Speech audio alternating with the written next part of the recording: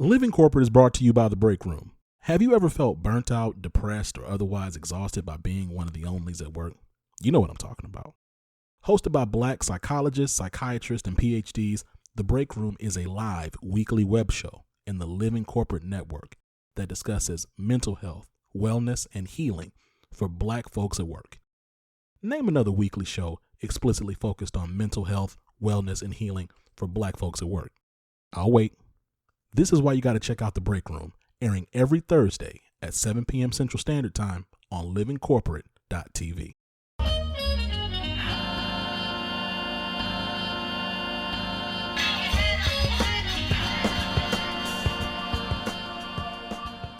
What's going on, Living Corporate? It's Tristan, and I want to thank you for tapping back in with me as I provide some tips and advice for professionals. Today, let's talk about pivoting your career. I often hear from clients that they want to make a career pivot. However, when we start to have conversations about what they've done to prepare for the pivot, they typically have only thought about it and landed on a position. From there, their first action is to try to get their resume tailored for the role that they want so they can begin applying. While that is a step that should happen in your career pivot, it is often not the first step you should take. First, I always suggest you start by doing quite a bit of research on the type of role you believe you want to pivot to.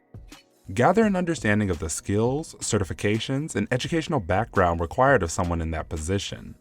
Once you have that understanding, you can identify the transferable skills that can help you get to the role and the skills you may need to sharpen to better your chances of landing it. Also, make sure you're clear on what the salary range is for someone with similar experience/expertise as you.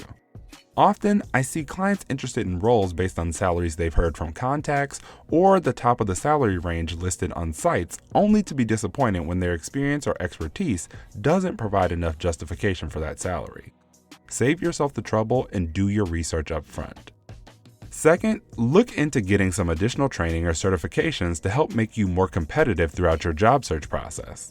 Many candidates want to rely on the skills they already have when pivoting their careers, but they often don't measure up or the skills must be sharpened. You want to show recruiters and hiring managers that you're invested in your transition by investing in yourself. When we hear that, many of us jump to going back to school, which is an expensive option. But you can also find less expensive and often more practical training and certification programs that can provide you with the skills necessary to look good and showcase that you're a continuous learner. Lastly, you need to expand and warm up your network. If you're going to pivot your career, odds are you'll be going up against people who have some experience in that area. You want to do everything you can to give yourself a competitive edge, including building, warming up, and leveraging your network. Connect with people who hold roles you want to hold, work at companies you want to work at, and those who may be 1 to 2 levels above where you want to go. Host informational interviews to solicit information on trends in the industry or field, any advice they may have to help you prepare, resources you may want to look into, and projects that they're working on. Not only does this jumpstart your relationship with them, which could lead to a referral, but it provides you with valuable information to help you tailor your resume, cover letter, LinkedIn, and interview answers. Taking this step and being strategic with it could really give you the competitive edge you're seeking. If you're looking to pivot your career successfully, it takes a certain level of commitment and investment throughout the process to give you the best chance of landing that ideal role. Thanks for tapping in with me today. Don't forget, I'm now taking submissions from you all on career questions, issues, concerns, or advice you think may help others. So make sure to submit yours at bit.ly/tapintristan. This tip was brought to you by Tristan of Layfield Resume Consulting.